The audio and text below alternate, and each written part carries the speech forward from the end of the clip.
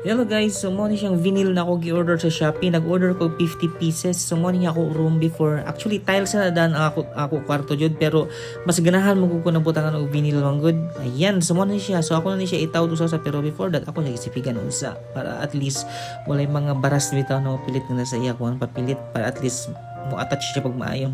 So nasugod na sa gilid guys. Nya ako unta plano ani guys pagbutang ani kanang design ba, pero ako na lang siya gi-straight na nga ano kay mag-cut pa manggod ko mo tong hassle na magud siya kaayo. So man siya, so na very sticky na siya guys until now.